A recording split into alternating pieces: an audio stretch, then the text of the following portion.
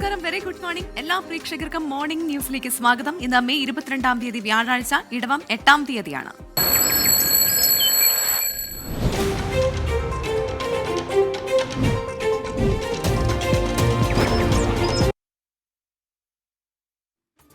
അപ്പോൾ ഈ ദിവസത്തെ ഏറ്റവും പ്രധാനപ്പെട്ട വാർത്ത, അതിൽ നിന്ന് തന്നെ നമുക്ക് തുടങ്ങാം. നമ്മുടെ ഈ ദിവസത്തെ വാർത്താ യാത്ര ആരംഭിക്കുകയാണ്. അതെ, ഏറ്റവും സങ്കടപ്പെടുന്ന ഞെട്ടിക്കുന്ന വാർത്ത തന്നെയാണ്. കേൾക്കുന്ന പ്രേക്ഷകർക്കും അത് ഞെട്ടലാന്ന കാര്യം ഒരു തർക്കം വേണ്ട. എറണാകുളത്ത് അമ്മ പുഴയിലെറിഞ്ഞ് കൊലപ്പെടുത്തിയ 4 വയസ്സുകാരി കുഞ്ഞ് ലൈംഗിക പീഡനത്തിനിരയായെന്നാണ് പോസ്റ്റ്മോർട്ടം റിപ്പോർട്ടിന് പിന്നാലെ കുട്ടിയുടെ അടുത്ത ബന്ധുവിനെ കസ്റ്റഡിയിലെടുത്തു. അന്വേഷണത്തിനായി പ്രത്യേക സംഘത്തെ രൂപീകരിച്ചു. കാക്കനാട് സബ് ജയിലിൽ റിമാൻഡിൽ കഴിയുന്ന അമ്മയെ കസ്റ്റഡിയിലെടുത്ത് വിശദമായി ചോദ്യം ചെയ്ത് കൂടുതൽ വ്യക്തത വരുത്താനാണ് പോലീസ് നീക്കം. കുട്ടിയുടെ ബന്ധു ആരാണ് എന്നതടക്കമുള്ള വിശദാംശങ്ങൾ ഇന്ന് റൂറൽ SP M ഹേമലത മാധ്യമങ്ങളോട് വിശദീകരിക്കും. റാഫി കരീം കൊച്ചിയിൽ നിന്ന് കൂടുതൽ വിശദാംശങ്ങളുമായി ചേരുകയാണ്. റാഫി, ഏറെ ഞെട്ടലോടെയാണ് ഈ വാർത്ത ഇന്നലെ നമ്മൾ കേട്ടത്. കുട്ടി പീഡനത്തിനിരയായി എന്നുള്ള ഒരു റിപ്പോർട്ടാണ് ഇപ്പോൾ ഡോക്ടേഴ്സ് പോലീസിന് കൈമാറിയിരിക്കുന്നതെന്നാണ് മനസ്സിലാക്കുന്നത്. ഇപ്പോൾ ഈ പിടിയിലായിരിക്കുന്ന ബന്ധു അത് ആരാണെന്ന് പോലീസ് വെളിപ്പെടുത്തുന്നുണ്ടോ? എപ്പോഴായിരിക്കും ഇന്ന് SP മാധ്യമങ്ങളോട് കാര്യങ്ങൾ വിശദീകരിക്കുക?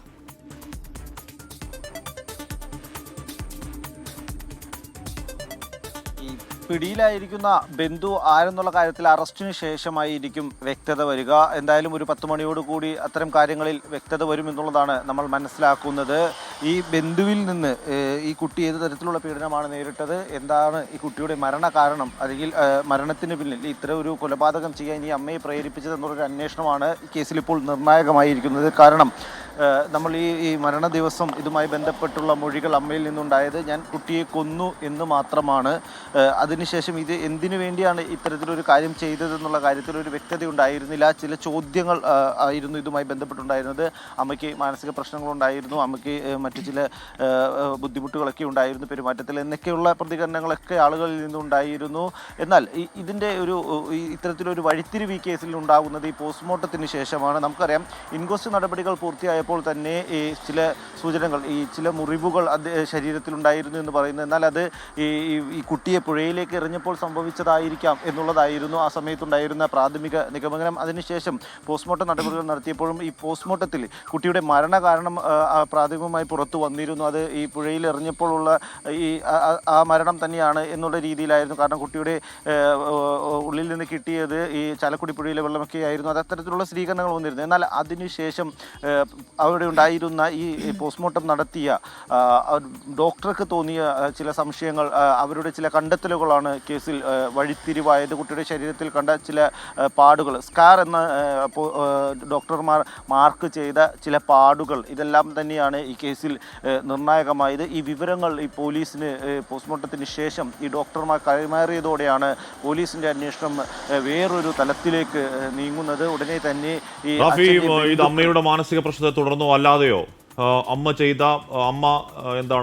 മാത്രം ചെയ്ത, മറ്റാർക്കും പങ്കില്ലാത്ത അമ്മ മാത്രം ചെയ്ത ഒരു ക്രൂരകൃത്യം എന്നതിൽ നിന്ന് ഇതിന് പുതിയ മാനങ്ങൾ വരികയാണോ? നമ്മളറിയാത്ത മറ്റെന്തൊക്കെയോ ആ സംഭവത്തിന് പിന്നിലുണ്ട് എന്ന് വരികയാണോ? എപ്പോൾ നമുക്കൊരു വ്യക്തത കിട്ടും റാഫി? ഹാഷിമി, തീർച്ചയായും ഒരു അമ്മ തനിക്ക് തോന്നിയ ഒരു മാനസിക പ്രശ്നത്തിൻ്റെ പേരിൽ, തനിക്ക് തോന്നിയ ചില പെരുമാറ്റ വൈകല്യങ്ങളുടെ പേരിൽ ഒരു കുട്ടിയെ, 3 വയസ്സുകാരിയെ പുഴയിലെറിഞ്ഞ് കൊന്നു എന്നതിനപ്പുറത്തേക്ക് ചില മാനങ്ങൾ ഈ മരണത്തിന്, ഈ കൊലപാതകത്തിന് വരുന്നു എന്നുള്ളതാണ് ഇന്നലെ അർദ്ധരാത്രിയോട് പുറത്തെത്തിയ വാർത്തകളിൽ നിന്ന് മനസ്സിലാക്കാൻ കഴിയുന്നത്. കാരണം ഈ അമ്മയ്ക്ക് തോന്നിയ ചില മാനസിക പ്രശ്നങ്ങൾ അല്ല, അതിനപ്പുറത്തേക്ക് ചില പ്രധാനപ്പെട്ട കാര്യങ്ങൾ, ചില പീഡനങ്ങൾ ഈ കൊലപാതകത്തിൻ്റെ കാരണമായി ഉണ്ട് എന്നുള്ളതാണ് മനസ്സിലാക്കാൻ കഴിയുന്നത്. കാരണം ഈ കുട്ടി ഇത്തരത്തിലൊരു ശാരീരിക പീഡനത്തിന് ഇരയായി എന്ന് പറയുമ്പോൾ ഈ വിവരങ്ങൾ ഈ അമ്മയ്ക്ക് അറിയാമായിരുന്നിരിക്കാം. ചിലപ്പോൾ ഈ വിവരങ്ങളുമായി ബന്ധപ്പെട്ട് അമ്മയ്ക്ക് ചില ബുദ്ധിമുട്ടുകൾ ഉണ്ടായിരിക്കാം. അതൊക്കെ തന്നെയായിരിക്കും ചിലപ്പോൾ ഇത്തരത്തിലൊരു കൊലപാതകത്തിലേക്ക് നയിച്ചത് എന്നുള്ളതാണ്. ഇത്തരം കാര്യങ്ങളിൽ ഇനി വ്യക്തത വരേണ്ടതുണ്ട്. ഈ അമ്മയാണ് കുട്ടിയെ കൊന്നത് എന്നുള്ളതിന് ഒരു വ്യക്തതയുണ്ട്. എന്നാൽ എന്താണ് കാരണമെന്ന ചോദ്യത്തിന് പോലീസിന് ഒരു ഉത്തരം ഇതുവരെയും കിട്ടിയിട്ടില്ല. അമ്മയിൽ നിന്ന് അതുമായി ബന്ധപ്പെട്ടൊരു മൊഴിയും പോലീസിന് ഇതുവരെയും കിട്ടിയിട്ടില്ല. എന്നാൽ ഈ പോസ്റ്റ്മോർട്ടത്തിൽ നിന്ന് ലഭിച്ച സൂചനകൾ, പോസ്റ്റ്മോർട്ടത്തിൽ ഡോക്ടർക്ക് തോന്നിയ ചില സംശയങ്ങൾ, അതാണ് ഈ കേസിൽ ഇപ്പോൾ നിർണായകമായിരിക്കുന്നത്. ആ സംശയങ്ങളാണ് പോലീസ് ഈ അന്വേഷണം വേറൊരു തലത്തിലേക്ക് കൊണ്ടുപോകാനുള്ള കാരണം. ആ അന്വേഷണമാണ് ഇന്നലെ വിശദമായ ചോദ്യം ചെയ്യലിലേക്ക് കടന്നത്. ബന്ധുക്കളെ പോലീസ് സ്റ്റേഷനിൽ വിളിച്ചു വരുത്തിയുള്ള ചോദ്യം ചെയ്യലായിരുന്നു ഇന്നലെ പ്രധാനമായി ഉണ്ടായിരുന്നത്. ഈ ചോദ്യം ചെയ്യലിലാണ് ഈ അച്ഛൻ്റെ അടുത്ത ബന്ധുക്കൾ, അവർ 3 പേരുണ്ടായിരുന്നു. ആ 3 പേരെ പോലീസ് ഇന്നലെ വിശദമായി ചോദ്യം ചെയ്യുന്നു. അതിൽ 2 പേരെ ഇന്നലെ തന്നെ പോലീസ് വിട്ടയക്കുന്നു. ഒരാളാണ് നിലവിൽ പോലീസിനെ കസ്റ്റഡിയിലുള്ളത്. ഇന്നലെ ഏതാണെന്നൊക്കെ പോലീസ് വ്യക്തമാക്കട്ടെ റാഫി. പക്ഷേ ഈ അച്ഛൻ്റെ വീട് അടുത്ത് തന്നെയാണ്, അത് തറവാട്ട് വീട്ടാണ്. ഈ പറഞ്ഞ ചുറ്റും കുറേയധികം ബന്ധുവീടുകളൊക്കെ ഉള്ള വീടുകൾ അടുത്തടുത്തുള്ള ഒരു സ്ഥലമാണ് എന്നാണല്ലോ അറിയാൻ കഴിഞ്ഞത്. ഇത് ശരിയാണെങ്കിൽ, ഇത് ആ കുഞ്ഞ് പീഡിപ്പിക്കപ്പെട്ടെങ്കിൽ ആ അക്രമം ചെയ്ത ബന്ധു ആരാണ് എന്ന് എപ്പോൾ കേരളം അറിയും റാഫി?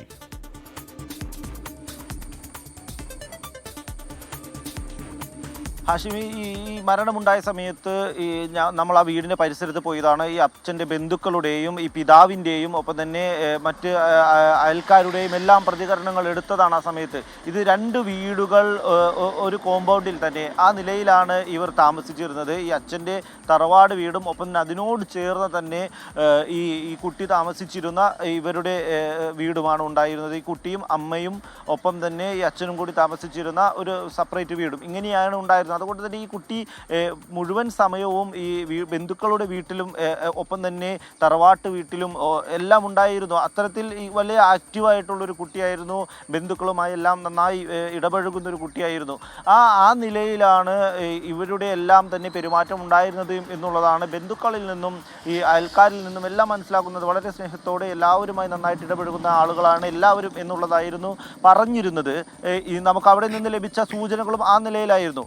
ഈ കുട്ടിയോട് ഇത്തരത്തിലുള്ള ഒരു ക്രൂരകൃത്യം, ഒരു ഹീനകൃത്യം ഈ ചെയ്ത ആ കുറ്റവാളി അവൻ ആരാണ് എന്നുള്ള ചോദ്യം അത് ഒരു 10 മണിയോട് ഇതിപ്പോൾ ഈ കുട്ടിയുടെ അമ്മ പോലീസിന്റെ കസ്റ്റഡിയിലാണ് ഉള്ളത്. ഇവരെ കൂടുതൽ ചോദ്യം ചെയ്യപ്പോഴാണോ ഈ ഒരു ബന്ധുവിലേക്ക് തന്നെ അന്വേഷണം എത്തിയത്? എങ്ങനെയാണ് ഈ ബന്ധുവിലേക്ക് എത്തിയത് എന്നുള്ള കാര്യങ്ങളൊക്കെ പോലീസ് പറയുന്നുണ്ടോ, അതോ ഇന്ന് മാത്രമാണോ ഇക്കാര്യങ്ങളൊക്കെ വെളിപ്പെടുത്തുക?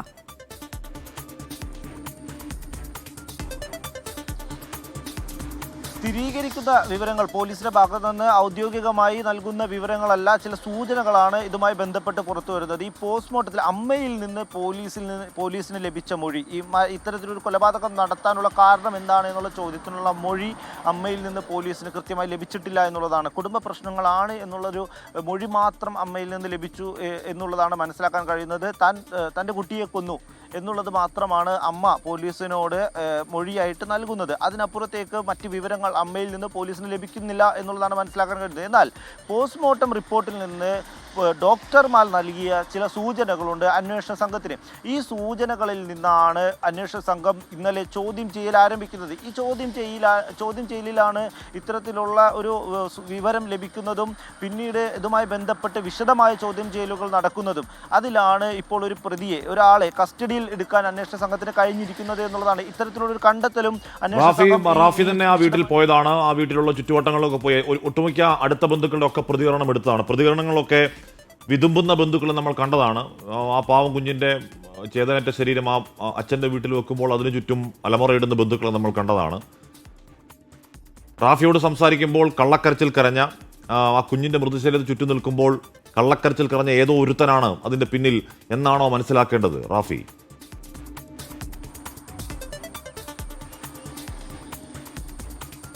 ഹാഷിമി, തീർച്ചയായും. കാരണം ഈ മരണമുണ്ടായ സമയത്ത് രാവിലെ നമ്മൾ അവിടെ എത്തുകയും ഈ കുടുംബം നമ്മളോട് സംസാരിക്കാൻ തയ്യാറാവുകയും സംസാരിക്കുകയും എല്ലാം ചെയ്തതാണ്. ആ സമയത്തുണ്ടായിരുന്ന ആളുകളുടെ ഒരു സങ്കടം നമ്മൾ കണ്ടതാണ്. നമ്മളോട് പ്രതികരിച്ച ആളുകൾ അവർ പങ്കുവച്ച വിവരങ്ങൾ, അവർ പങ്കുവച്ച ഓർമ്മകൾ, അത് എല്ലാവരിലും ഉണ്ടാക്കിയ സങ്കടം അത് ചെറുതല്ലാത്തതാണ്. ആ കൂട്ടത്തിൽ ഒരാൾ തന്നെയാണ് ഇത് എന്നുള്ളതാണ്. അച്ഛൻ്റെ അടുത്ത ബന്ധു എന്ന് പറയുമ്പോൾ ആ കൂട്ടത്തിൽ ആ കുടുംബവുമായി ഏറ്റവും അടുത്ത ഒരാളാണ്. ഈ കുട്ടി ഏറ്റവും അടുത്ത് ഇടപഴകുന്ന ഒരാളാണ്. ഈ കുട്ടി എപ്പോഴും വിരൽത്തുമ്പിൽ തൂങ്ങി നടക്കുന്ന ആ നിലയിൽ ഒരാളാണ് എന്നുള്ളതാണ് നിലവിൽ പുറത്തു വരുന്ന സൂചനകൾ. കാരണം പോലീസ് FIR ഇട്ടിട്ടുണ്ടെങ്കിലും ആ FIRൽ ഒരു പ്രതിയുടെ പേരില്ല എന്നുള്ളതാണ്. ആ പേര് FIRൽ ഔദ്യോഗികമായി വരുമ്പോൾ ആ പ്രതിയുടെ പേര് ഉൾപ്പെടുത്തിക്കൊണ്ട് ഒരു അറസ്റ്റ് നടക്കുമ്പോൾ അതിനുശേഷം മാത്രമായിരിക്കും നമുക്കത് സ്ഥിരീകരിച്ച് വ്യക്തതയോടുകൂടി കൂടി പ്രേക്ഷകർക്ക് മുന്നിലേക്ക് പറയാൻ കഴിയുക. റാഫി, ഇത് എപ്പോൾ സംഭവിച്ചാണെന്ന് പോസ്റ്റ്മോർട്ടം റിപ്പോർട്ടിൽ വ്യക്തമാവുന്നുള്ളൂ. എന്ന് പറഞ്ഞാൽ ഈ അമ്മ ചെയ്ത ഈ ക്രൂരമായ, അമ്മ എന്ന് വിളിക്കാൻ കഴിയില്ല, ആ സ്ത്രീ ചെയ്ത ക്രൂരമായ കൊലപാതകത്തിന് തൊട്ട് മുൻപൊക്കെയാണോ ഇത് സംഭവിക്കുന്നത്? ഈ സംഭവത്തെ പറ്റി ഈ സ്ത്രീക്ക് അറിയാമോ? ഈ സംഭവവും കൊലപാതകവും തമ്മിൽ ബന്ധമുണ്ടോ? തുടങ്ങിയ കാര്യങ്ങളിലൊക്കെ വ്യക്തത ഉണ്ടാവണം റാഫി.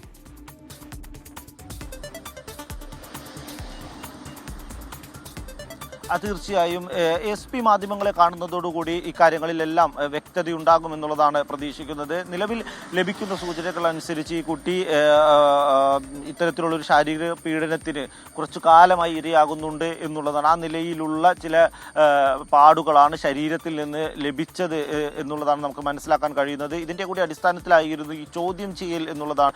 ഈ അടുത്ത ബന്ധുക്കളിൽ നിന്ന് ഈ വിവരങ്ങൾ തേടിയതും മൊഴിയെടുത്തതും ഒപ്പം തന്നെ ഈ ബന്ധുക്കളിൽ ഒരാളെ കണ്ടെത്തുന്നതും ഈ നിലയിലുള്ള സാഹചര്യങ്ങളെല്ലാം തന്നെ പരിഗണിച്ചാണ് എന്നുള്ളതാണ് മനസ്സിലാക്കാൻ കഴിയുന്നത്. ഈ പോസ്റ്റ്മോർട്ടം റിപ്പോർട്ടിലെ സൂചനകൾ മാത്രമായിരുന്നില്ല അന്വേഷണ സംഘത്തിന് മുൻപിൽ ഉണ്ടായിരുന്നത്. അതുകൂടി കണക്കിലെടുത്ത്, ഈ പോസ്റ്റ്മോർട്ടം റിപ്പോർട്ടിൽ നിന്ന് ലഭിച്ച സൂചനകൾ കൂടി കണക്കിലെടുത്ത് പോലീസ് നടത്തിയ വിശദമായ ചോദ്യം ചെയ്യലാണ് ഇന്നലെ നടന്നത്. ഇതിന്റെ അടിസ്ഥാനത്തിലായിരുന്നു കസ്റ്റഡിയിലെടുത്തത്. എന്നാൽ 2 ബന്ധുക്കളെ വിട്ട് കൊടുക്കുകയും ചെയ്തു. എന്നാൽ ആ ഒരു ബന്ധു സംശയത്തിലുള്ള ഒരാളെ അവിടെ ഇന്നലെ രാത്രി ഇവിടെ പോലീസ് സ്റ്റേഷനിൽ തുടരുകയുമായിരുന്നു. അയാളിൽ നിന്ന് ഇന്നലെ രാത്രി പോലീസ് വിവരങ്ങൾ ശേഖരിച്ചിട്ടുണ്ട്. ഇതിന്റെ കൂടി അടിസ്ഥാനത്തിലായിരിക്കും ഇന്ന് അയാൾ പ്രതിപട്ടികയിലേക്ക് വരിക. ഏത് രീതിയിലാണ് അയാൾ ഈ കാര്യങ്ങൾ ചെയ്തത്, ഒരു വട്ടമാണോ പലവട്ടം? ഈ കുട്ടി ഇത്തരത്തിൽ ഈ ഉപദ്രവത്തിന് ഇരയായി എന്നാണ് മനസ്സിലാക്കുന്നതെങ്കിൽ ഈ കാര്യങ്ങളൊക്കെ അപ്പോൾ ഈ അമ്മയ്ക്ക് കൃത്യമായി അറിയാം എന്നുള്ളതാണോ നമ്മൾ ഇതിൽ നിന്ന് മനസ്സിലാക്കേണ്ടത്? മാത്രമല്ല മറ്റ് ബന്ധുക്കൾ ആരും ഇത് അറിഞ്ഞില്ല എന്നാണോ?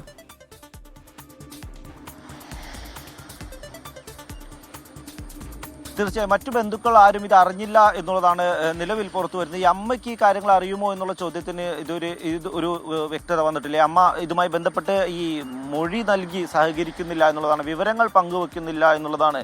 ഒരു പക്ഷേ ഈ കൊലപാതകത്തിന് കാരണം ഈ വിവരം അമ്മ അറിഞ്ഞതോ അല്ലെങ്കിൽ അത്ര വലിയൊരു ദുഃഖം ഉള്ളിൽ പേറിയതോ, അത്ര വലിയൊരു ദുഃഖത്തിലെ കനല് ഉള്ളിൽ നിന്ന് അത് കത്തിപ്പടർന്നൊരു കുട്ടി സ്വന്തം മകളെ കൊന്നതോ ആകാം എന്നുള്ളതാണ്. അത്തരത്തിലൊരു കാരണമുണ്ടോ ഇതിന് പിന്നിൽ എന്നുള്ളത് ഈ അമ്മ തന്നെയാണ് മൊഴി നൽകേണ്ടത്. ഈ അമ്മയിൽ നിന്ന് ഇത്തരത്തിലുള്ള ഒരു വിവരങ്ങളും അന്വേഷണ സംഘത്തിന് കിട്ടിയിരുന്നില്ല. ആദ്യഘട്ടം മുതൽ അമ്മ നൽകുന്ന മൊഴി അതിൽ ചില വ്യക്തത കുറവുകൾ ഉണ്ടായിരുന്നു. അത് തന്നെയാണ്, ആദ്യഘട്ടം മുതൽ അമ്മ ഈ അന്വേഷണ സംഘത്തോട് തീരെ സഹകരിക്കുന്നില്ല. ഒപ്പം തന്നെ എന്തിന് ഈ കുഞ്ഞിനെ കൊന്നു എന്നത് സംബന്ധിച്ച് വ്യക്തമായ ഒരു വിവരം അമ്മയുടെ ഭാഗത്തുനിന്ന് ഉണ്ടാകുന്നില്ല. പിന്നീട് കുടുംബ പ്രശ്നങ്ങൾ എന്നുള്ള ആ ഒരു നിഗമനത്തിലേക്കൊക്കെ പോലീസ് എത്തുന്നു. എന്നാൽ ഇതൊന്നുമല്ല കാരണമെന്ന് വ്യക്തമാക്കുന്ന രീതിയിലാണ് ഇന്നലെ ഈ പോസ്റ്റ്മോർട്ടം റിപ്പോർട്ടിന്റെ കൂടുതൽ വിശദാംശങ്ങൾ പുറത്തു വന്നതെന്നാണ് മനസ്സിലാക്കുന്നത്. എന്തായാലും ഇന്നിപ്പോൾ ഈ പോലീസ് ഈ കാര്യങ്ങൾ ഉൾപ്പെടെ എല്ലാം വിശദീകരിക്കുമെന്ന് നമുക്ക് പ്രതീക്ഷിക്കാമല്ലോ. അങ്ങനെയെങ്കിൽ ഈ കേസിന്റെ എല്ലാ കാര്യങ്ങളും ഈ ഒരു ബന്ധു കസ്റ്റഡിയിലായതോടെ വെളിപ്പെട്ടു എന്ന് തന്നെയാണോ പ്രതീക്ഷിക്കേണ്ടത്?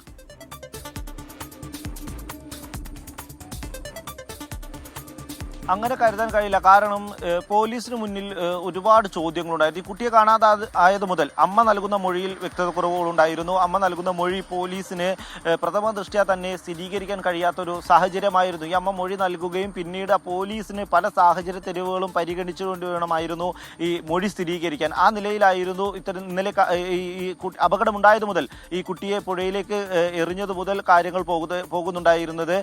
അതിനുശേഷവും ആ നിലയിൽ തന്നെയാണ് കാര്യങ്ങൾ. ഈ അമ്മ നൽകുന്ന മൊഴിയെ മറ്റ് സാഹചര്യങ്ങൾ കൂടി പരിഗണിച്ച്, മറ്റ് മൊഴികൾ കൂടി പരിഗണിച്ച്, കൂടുതൽ തെളിവുകൾ കൂടി ശേഖരിച്ചിട്ട് വേണമായിരുന്നു പോലീസിന് സ്ഥിരീകരിക്കാൻ. ഇപ്പോഴും അതുതന്നെയാണ് സാഹചര്യം. വ്യക്തമായൊരു കാരണം അമ്മയ്ക്ക് പറയാൻ കഴിയുന്നില്ല. അമ്മ നൽകുന്ന മൊഴി, വിവരങ്ങൾ അത് പോലീസിന് സ്ഥിരീകരിക്കുന്നതിന് മറ്റു തെളിവുകൾ കൂടി ശേഖരിക്കേണ്ട ഒരു സാഹചര്യമുണ്ട്. എന്നാൽ ഈ ഒരു തീരെ പ്രതീക്ഷിക്കാത്തൊരു വഴിത്തിരിവ് ഈ കേസിൽ ഉണ്ടാവുകയും ഈ കുട്ടി ഇത്തരത്തിലൊരു പീഡനത്തിന് ഇരയായി എന്നൊരു സാഹചര്യം വരികയും അത് പോലീസിന് വ്യക്തത വരികയും അതുമായി ബന്ധപ്പെട്ട ഒരു പ്രതിയെ പോലീസിന് കണ്ടെത്താൻ കഴിയുകയും ചെയ്തിട്ടുണ്ട്. അതുകൊണ്ട് തന്നെ ഈ ചില ചോദ്യങ്ങൾക്ക് ഒരു ഉത്തരമുണ്ട്. എന്നാൽ എപ്പോഴാണ് ഇത് സംഭവിച്ചത്, എത്ര കാലമായി ഇത്തരത്തിലുള്ളൊരു പീഡനം ആ കുട്ടി നേരിടുന്നു, ഈ വിവരങ്ങൾ അമ്മയ്ക്ക് അറിയാമായിരുന്നു, ഈ വിവരങ്ങൾ അമ്മ അറിഞ്ഞതിലുള്ള മനോവിഷമമാണോ ഇത്തരത്തിലൊരു ക്രൂരകൃത്യത്തിലേക്ക് അമ്മയെ നയിച്ചത് എന്നുള്ള കാര്യങ്ങൾക്കെല്ലാം വ്യക്തമാകട്ടെ റാഫി. എന്തായാലും 10 മണിക്ക് ആ വാർത്താ സമ്മേളനത്തിൽ കാര്യങ്ങൾ വ്യക്തമാകും. പക്ഷെ ഒരു കാര്യം ഉറപ്പാണ്, ഓർക്കുമ്പോൾ തന്നെ വല്ലാതെ വരുന്നുണ്ട്. ആ കുഞ്ഞ് 4 വയസ്സിന് ഇടയിൽ അനുഭവിച്ച പീഡനങ്ങൾ, അമ്മ ടോർച്ച് കൊണ്ട് തലക്കടിക്കുക, അമ്മ അടിച്ച് നെഞ്ച് തിണർത്തു വരിക, അമ്മ ഐസ്ക്രീമിൽ വിഷം കലർത്തി കൊല്ലാൻ നോക്കുക, അതിനിടയിൽ ഈ പറഞ്ഞ അച്ഛൻ്റെ അടുത്ത ബന്ധു ആ വീട്ടിലിട്ട് പീഡിപ്പിക്കുക. 4 വയസ്സിനുള്ളിൽ എന്തൊരു നരക വീടാണ് അതെന്ന ചോദ്യമാണ്. ഏറ്റവും പ്രധാനപ്പെട്ടത് ആരാണ് അക്രമം ചെയ്ത് ഈ അധമൻ എന്ന കാര്യം അറിയണം. അത് 10 മണിയോടുകൂടി അത് കേരളം അറിയും. ഈ പറയുന്ന എന്താണ് വലിയ സ്നേഹം ഒക്കെ ഉണ്ട് എന്നൊക്കെ ചുറ്റുമുള്ള വീട്ടുകാരൊക്കെ പറഞ്ഞുകൊണ്ടിരുന്നത്. ഈ പറയുന്ന അച്ഛൻ്റെ ബന്ധുക്കൊക്കെ ഈ കുഞ്ഞിനോട് വലിയ സ്നേഹമാണ്, ഈ കുഞ്ഞിനോട് ജീവനെപ്പോലെ കരുതുന്നവരാണ്. അപ്പോൾ ജീവനെപ്പോലെ കരുതുന്നതിൽ ഏതെങ്കിലും ഒരുത്തരാണോ അത് എന്ന കാര്യം 10 മണിക്ക് അറിയട്ടെ. മറ്റൊരു വാർത്തയിലേക്ക് പോയാൽ ആലപ്പുഴ കുട്ടനാട്ടിൽ ഭർത്താവ് ഭാര്യയെ കുത്തി കൊലപ്പെടുത്തി. രാമങ്കരി സ്വദേശി വിദ്യയാണ് കൊല്ലപ്പെട്ടത്. ഭർത്താവ് വിനോദിനെ പോലീസ് കസ്റ്റഡിയിലെടുത്തിട്ടുണ്ട്. സംശയമാണ് കൊലപാതകത്തിന് പിന്നിലെന്നാണ് സൂചന. മനീഷ് മഹിപാൽ ആലപ്പുഴയിൽ നിന്ന് ചേരുകയാണ്. മനീഷ്, എപ്പോഴാണ് ഈ സംഭവം ഉണ്ടായത്? എന്താണ് ഇതേക്കുറിച്ച് പോലീസ് പറയുന്നത്? പ്രവിത, ഇന്നലെ രാത്രി 10:30യോടുകൂടിയാണ് ഈ സംഭവം ഉണ്ടാകുന്നത്. ഓട്ടോറിക്ഷയിൽ മറ്റൊരു സ്ഥലത്ത് പോയി വിദ്യ വീട്ടിലേക്ക് വന്ന സമയത്താണ്, വീട്ടിൽ വെച്ചാണ് വിദ്യയെ ഭർത്താവ് വിനോദ് കത്തി കൊണ്ട് കുത്തി കൊലപ്പെടുത്തി. വയറ്റിലാണ് കുത്തിയത്. വീട്ടിൽ ആ സമയത്ത് കുട്ടികൾ ഉണ്ടായിരുന്നു. 10ാം ക്ലാസ്സിൽ പഠിക്കുന്ന മകൻ, ഒപ്പം തന്നെ ഒരു മകളും വീട്ടിലുള്ള സമയത്താണ് വിനോദ് ഭാര്യ വിദ്യയെ കത്തി കൊണ്ട് വയറ്റിൽ കുത്തിയത്. അങ്ങനെ നാട്ടുകാരെല്ലാം കൂടെ കൂടി ആശുപത്രിയിൽ എത്തിച്ചു. പക്ഷേ വിദ്യയുടെ ജീവൻ രക്ഷിക്കാനായില്ല. 42 വയസ്സാണ് വിദ്യയ്ക്ക്. ഈ രാമങ്കരിയിലാണ് ഈ സംഭവം ഉണ്ടാകുന്നത്. വേഴപ്ര ചിറയിൽ അകത്തേപ്പറമ്പിൽ മതിമോൾ എന്ന വിളിപ്പേര് കൂടി വിദ്യയ്ക്കുണ്ട്. ഈ പോലീസ് ഇത് സംബന്ധിച്ച് പറയുന്നത് കുടുംബ വഴക്കാണ് ഇതിന്റെ പിന്നിലെ കാരണം. മറ്റൊരാളുമായി വിദ്യയ്ക്കുണ്ടായ ഒരു ബന്ധം, അങ്ങനെ ഒരു സംശയം, അതിന്റെ പേരിലാണ് നിലവിൽ ഇങ്ങനെ ഒരു തർക്കം ഉണ്ടായതും അതിന്റെ പേരിൽ കുത്തി കൊലപ്പെടുത്തുകയായിരുന്നു എന്നാണ് നിലവിൽ പോലീസിന് ലഭിച്ചിട്ടുള്ള സൂചനകൾ. ഇയാളെ നിലവിൽ കസ്റ്റഡിയിലെടുത്ത്, ഭർത്താവ് വിനോദിനെ പോലീസ് കസ്റ്റഡിയിലെടുത്തിട്ടുണ്ട്. രാമങ്കരി പോലീസാണ് കേസ് അന്വേഷിക്കുന്നത്. ഇയാളെ പോലീസ് കസ്റ്റഡിയിലെടുത്ത് ചോദ്യം ചെയ്ത് വരികയാണ്. ഇയാളുടെ പ്രാഥമിക ചോദ്യം ചെയ്യലിലാണ് ഇങ്ങനെയുള്ള വിഷയങ്ങൾ ഇയാൾ പറഞ്ഞിട്ടുള്ളത്. പക്ഷേ ഇത് ഒക്കെ വെറും സംശയങ്ങൾ മാത്രമാണ്. നിലവിൽ രാമങ്കരി ജംഗ്ഷനിൽ ഈ മൃതദേഹം നിലവിൽ വണ്ടന മെഡിക്കൽ കോളേജിലേക്ക് മാറ്റിയിട്ടുണ്ട്. രാമങ്കരി ജംഗ്ഷനിൽ ഹോട്ടൽ നടത്തുകയാണ് ഈ ദമ്പതികൾ. അങ്ങനെ ഒരു ജോലി ചെയ്തു വരുന്ന കുടുംബമായിരുന്നു ഇവർ. ഇത് സംബന്ധിച്ച് കൂടുതൽ ചോദ്യം ചെയ്താൽ മാത്രമേ മറ്റെന്തെങ്കിലും കാര്യങ്ങൾ കൊലപാതകത്തിന് പിന്നിലുണ്ടോ എന്ന കാര്യം അറിയാൻ സാധിക്കുള്ളൂ. എന്തായാലും ആസൂത്രിതമായ കൊലപാതകമല്ല, പെട്ടെന്നുള്ള പ്രകോപനമാണ്. ഇവർ തമ്മിലുള്ള തർക്കത്തിനിടയിൽ ഉണ്ടായ സംഭവമാണ് എന്നാണ് നിലവിൽ രാമങ്കരി പോലീസ് അന്വേഷിക്കുന്നത്. രാമങ്കരി പോലീസ് എന്താണെങ്കിലും മറ്റ് ഇൻക്വസ്റ്റ് നടപടികൾ പൂർത്തിയാക്കിയാണ് മൃതദേഹം വണ്ടന മെഡിക്കൽ കോളേജിലേക്ക് മാറ്റിയിട്ടുള്ളത്. മറ്റു കാര്യങ്ങളൊക്കെ തന്നെ വരുന്ന മണിക്കൂറുകൾ നമുക്ക് പറയാൻ സാധിക്കുകയുള്ളൂ. ഹാഷ്മി, പ്രവിത. മനീഷ് മഹിപാലാണ്. രാവിലെ വരുന്ന വാർത്തകളൊക്കെ തന്നെ ഒട്ടുമേ പോസിറ്റീവ് വാർത്തകളല്ല, മനസ്സിന് സുഖം തരുന്ന വാർത്തകളല്ല എന്ന് നന്നായി അറിയാം. പക്ഷേ അത്തരം ദൗർഭാഗ്യവശാൽ അത്തരത്തിലുള്ള വാർത്തകൾ മാത്രമാണ് വരുന്നത്. ഭർത്താവ് ഭാര്യയെ കൊലപ്പെടുത്തിയ വാർത്തയാണ് ആലപ്പുഴയിൽ നിന്ന് മനീഷ് മഹിപാൽ റിപ്പോർട്ട് ചെയ്തത്. ഇനി കഴിഞ്ഞ ദിവസം റിപ്പോർട്ട് ചെയ്ത വാർത്തയുടെ തുടർ വാർത്തകളിലേക്കാണ്. 24 അന്വേഷണം തുടരുകയാണ്. പാതയിൽ പാളിച്ച.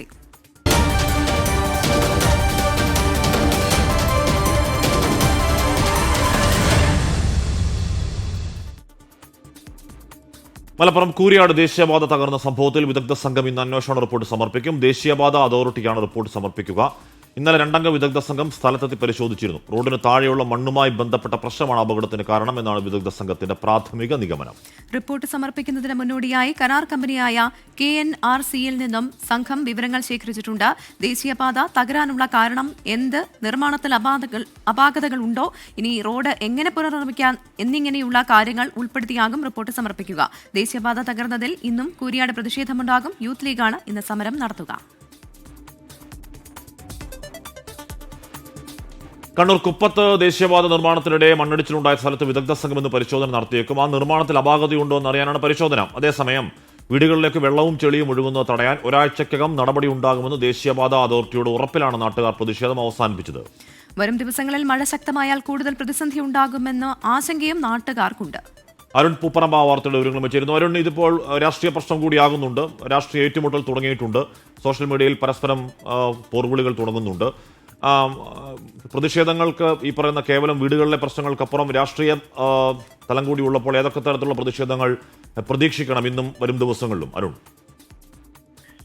അഷ്മി, കണ്ണൂർ കുപ്പത്ത് വലിയ രീതിയിലുള്ള പ്രതിഷേധം ഇന്നലെ ഉണ്ടായിരുന്നു. അവിടുത്തെ പ്രദേശവാസികൾ തന്നെയാണ് ദേശീയപാത ഉപരോധിച്ചുകൊണ്ട് ഉൾപ്പെടെയുള്ള പ്രതിഷേധങ്ങളിലേക്ക് കടന്നത്. കുപ്പത്ത് പ്രധാനപ്പെട്ട 2 വിഷയങ്ങളാണുള്ളത്. ഒന്ന്, റോഡിന്റെ വശങ്ങളിലും പ്രശ്നങ്ങളുണ്ട്.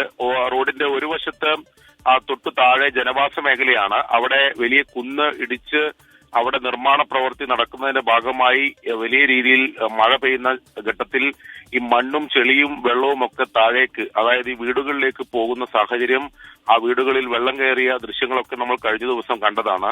ആ ആശങ്ക പരിഹരിക്കണമെന്നാവശ്യപ്പെട്ടാണ് നാട്ടുകാരുടെ നേതൃത്വത്തിൽ വലിയ പ്രതിഷേധമുണ്ടായത്.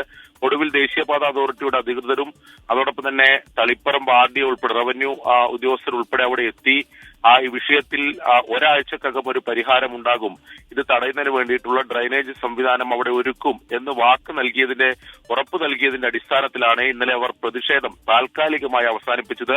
27-ാം തീയതി വരെയാണ് ഇപ്പോൾ സമയം നൽകിയിട്ടുള്ളത്. റോഡിന്റെ മറുവശത്താണെങ്കിൽ നമ്മൾ ഇന്നലെ ദൃശ്യങ്ങളിൽ ഞെട്ടിപ്പിക്കുന്ന ഒരു ദൃശ്യമാണ് നമ്മുടെ കൺമുന്നിൽ വെച്ചുണ്ടായത്. ദേശീയപാത നിർമ്മാണത്തിന്റെ ഭാഗമായി കുന്നിടിച്ച ഭാഗത്തുനിന്ന് വലിയ മണ്ണിടിച്ചിലുണ്ടായി. 2 തവണയായി വലിയ ഭാഗം ഇടിഞ്ഞ് താഴേക്ക് വീഴുന്ന സാഹചര്യമുണ്ടായി. സർവീസ് റോഡിലൂടെ ഗതാഗതം തടസ്സപ്പെടുന്ന സാഹചര്യമുണ്ടായി. അപ്പോൾ അവിടെ ഈ നിർമ്മാണത്തിൽ എന്തെങ്കിലും ഒരു അപാകത സംഭവിച്ചിട്ടുണ്ടോ, സുരക്ഷാ ക്രമീകരണങ്ങൾ അല്ലെങ്കിൽ സുരക്ഷാ മാനദണ്ഡങ്ങൾ ലംഘിച്ചുകൊണ്ടുള്ള നിർമ്മാണം അവിടെ നടന്നിട്ടുണ്ടോ എന്ന രീതിയിൽ പരിശോധന നടത്തുമെന്ന് ദേശീയപാത അതോറിറ്റിയുടെ അധികൃതർ ഇന്നലെ അവിടെ സ്ഥലം സന്ദർശിക്കുകയും അതിൽ വിദഗ്ധ സംഘം ആ നിർമ്മാണവുമായി ബന്ധപ്പെട്ട് പരിശോധന നടത്തുമെന്ന് അറിയിച്ചിട്ടുണ്ട്. ഒരുപക്ഷെ ഇന്ന് തന്നെ ഈ വിദഗ്ധ സംഘം അവിടെ എത്തി പരിശോധന നടത്താനുള്ള സാധ്യതയാണ് കാണുന്നത്. എന്തായാലും കുപ്പത്ത് ഇന്ന് പ്രതിഷേധമുണ്ടാകാൻ സാധ്യതയില്ല. 27 വരെ നാട്ടുകാരുമായി നടത്തിയ ചർച്ചയിൽ അങ്ങനെ ഒരു സമവായത്തിൽ എത്തിയിട്ടുള്ളത് കൊണ്ട് തന്നെ പ്രതിഷേധമുണ്ടാകാൻ സാധ്യതയില്ല. പക്ഷെ കൂടുതൽ പരിശോധനകൾ ഉണ്ടാകും. എന്താണ് ഈ നിർമ്മാണത്തിൽ സംഭവിച്ച അപാകത അവർ നേരിട്ട്, അതായത് ദേശീയപാത അതോറിറ്റി അധികൃതരും മറ്റ് RDO തളിപ്പറമ്പ് RDO ഉൾപ്പെടെ അവിടെ എത്തി നിർമ്മാണത്തിൽ ചില പ്രശ്നങ്ങൾ ഉണ്ട് എന്ന് പ്രാഥമികമായി അവർ പറയുന്നുണ്ട്. അപ്പോൾ എന്താണ് ആ അപാകത എന്നുൾപ്പെടെയുള്ള കാര്യത്തിൽ വിശദമായ പരിശോധനയിലേക്ക് കടക്കും. എന്തായാലും വലിയ പ്രതീക്ഷയോടെയാണ് ആ പദ്ധതി കേന്ദ്ര സർക്കാരും ഒപ്പം തന്നെ സംസ്ഥാന സർക്കാരും കണ്ടിരുന്നത്. പക്ഷേ അതിനിടയിൽ ഇങ്ങനെ ഒരു സംഭവം ഉണ്ടാകുന്നത് എന്നുള്ളത് ദൗർഭാഗ്യകരമാണ്. പ്രത്യേകിച്ച് ആദ്യ റീച്ചിന്റെ ആ പണിയൊക്കെ പൂർത്തിയാകുന്ന ഒരു സമയം കൂടിയായിരുന്നു. അപ്പോൾ അത് ദേശീയപാത തുറക്കുമെന്നുള്ള ആ വാർത്തകൾക്കിടെയാണ് മണ്ണിടിച്ചിൽ 3 ജില്ലകളിലായി റിപ്പോർട്ട് ചെയ്തത്. പ്രത്യേകിച്ച് മഴ വരുന്ന ഒരു സാഹചര്യം കൂടിയുണ്ട്. അതുകൊണ്ട് സ്വാഭാവികമായും ആ പ്രദേശത്തുള്ളവർക്ക് ഒരു ഭയമുണ്ടാകും. എന്തായാലും പരിശോധന നടക്കട്ടെ, ഉടൻ തന്നെ ആ റിപ്പോർട്ട് സമർപ്പിക്കട്ടെ. അതല്ല, മഴ തുടങ്ങിയിട്ടേ ഉള്ളൂ, മഴ ഇനി പെയ്യാനിരിക്കുന്നതേ ഉള്ളൂ. അപ്പോഴേക്കും തുടക്കത്തിൽ തന്നെ ഇത്തരത്തിൽ റോഡിടിയ മണ്ണിടിയ പോലെയുള്ള സ്ഥലങ്ങൾ പോലെയുള്ള സംഭവങ്ങൾ ഉണ്ടാകുന്നത് എത്രത്തോളം നല്ലതാണ് എന്ന് ബന്ധപ്പെട്ട് ആലോചിക്കുകയും ചെയ്യട്ടെ. ഇടപ്പള്ളി തൃശൂർ ദേശീയപാതയിലെ ഗതാഗത കുരുക്കിനെതിരെ പ്രതിഷേധം ശക്തമാകുന്നു. ചാലക്കുടി MLA സനീഷ് കുമാർ ജോസഫിന്റെ നേതൃത്വത്തിൽ ഇന്ന് കൊരട്ടിയിൽ ഉപവാസ സമരം സംഘടിപ്പിക്കും. ചിറങ്ങര മുതലുള്ള അശാസ്ത്രീയ അടിപ്പാത നിർമ്മാണത്തെ തുടർന്ന് കടുത്ത ഗതാഗത കുരുക്കാണ് ദേശീയപാതയിൽ അനുഭവപ്പെടുന്നത്. അപകടങ്ങളും പതിവായിരിക്കുകയാണ് ഇവിടെ. ഈ സാഹചര്യത്തിലാണ് ചാലക്കുടി MLAയുടെ നേതൃത്വത്തിൽ പ്രതിഷേധം സംഘടിപ്പിക്കുന്നത്. സ്മാർട്ട് സിറ്റി റോഡ് വിവാദത്തിൽ ഉദ്ഘാടന വിവാദത്തിൽ പൊതുമരാമത്ത് വകുപ്പ് മന്ത്രി PA മുഹമ്മദ് റിയാസിന്റെ പ്രതികരണം ഇന്നൊരു പക്ഷേ ഉണ്ടായേക്കും. വകുപ്പ് മന്ത്രിക്കെതിരെ മുഖ്യമന്ത്രിയെ കണ്ട് പരാതി അറിയിച്ചു എന്ന വാർത്ത ഇന്നലെ തദ്ദേശ സ്വയംഭരണ വകുപ്പ് മന്ത്രി MP രാജേഷ് തള്ളിയിരുന്നു. സ്മാർട്ട് സിറ്റി റോഡ് ഉദ്ഘാടന ചടങ്ങിൽ പങ്കെടുക്കാത്തത് മഴക്കാല ശുചീകരണത്തിന് നിർണായക യോഗം ഉണ്ടായിരുന്നതുകൊണ്ടാണെന്നും MP രാജേഷ് പറഞ്ഞിരുന്നു. വാർത്തകൾ തള്ളി മുഖ്യമന്ത്രിയുടെ ഓഫീസും വാർത്താക്കുറിപ്പ് ഇറക്കി. ഹൈവേ റോഡുകൾ തകർന്ന വിഷയത്തിൽ പൊതുമരാമത്ത് വകുപ്പ് മന്ത്രി മുഹമ്മദ് റിയാസ് വാർത്താക്കുറിപ്പ് ഇറക്കിയെങ്കിലും സ്മാർട്ട് സിറ്റി റോഡ് പരാമർശിച്ചിരുന്നില്ല. തദ്ദേശ സ്വയംഭരണ വകുപ്പിന് കീഴിൽ സ്മാർട്ട് സിറ്റി റോഡിന്റെ ഉദ്ഘാടന പ്രചാരണ ഫ്ലക്സുകളിൽ MP രാജേഷിനെ ഒഴിവാക്കിയതും മുഖ്യമന്ത്രിയും തദ്ദേശ സ്വയംഭരണ വകുപ്പ് മന്ത്രിയും ഉദ്ഘാടന ചടങ്ങിൽ പങ്കെടുക്കാത്തതുമായിരുന്നു വിവാദമായത്.